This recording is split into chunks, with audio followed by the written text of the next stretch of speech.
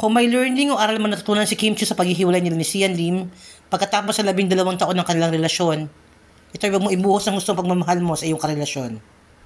Narito ang pahayag ni Kim. Ngayon, very grateful, of course. Very happy sa lahat ng mga nangyayari and lahat ng mga blessings na dumarating. Are you ready na mag-entertain naman niligaw o hindi muna? Parang na-enjoy ko pa naman yung kung ano yung natatamasa ko. Ba't may bagong question? What are the things you learn?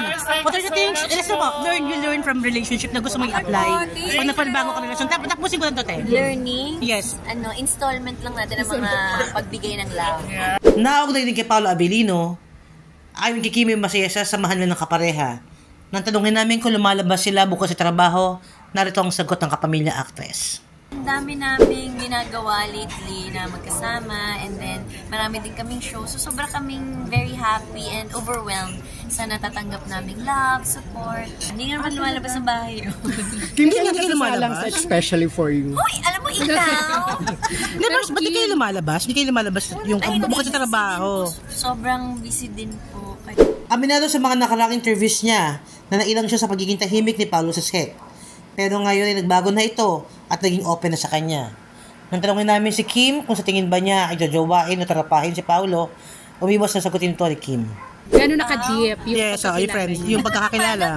Natatawa naman na siya sa akin, nagkukwento naman na siya. So parang natagal na rin kami nagkatrabaho. Pero Kim, sa pagkakilala mo kay Paolo, jojowain or totropahin? Ay, ang bilis! Hindi, ikaw. Sa pagkakakilala mo sa kanya so far. Hindi mo pa masagot yun. Ang sagot ay installment. Okay, installment. Tila ina-enjoy independency bilang isang single, kung makailan nga nag-skydiving si Kim sa Dubai, kung saan tumalon siya ng 1,300 feet jump. Nagpunta sa Dubai si Kim para dumalo sa Kapamilya Kalayaan Caravan 2024 kasama si Paolo. Pang 5-5 skydiving ko na siya. So isa yun sa mga bucket list ko yung tumalon talaga sa Dubai. So ginawa ko siya bago umuwi kasi masikip ko talaga yung time.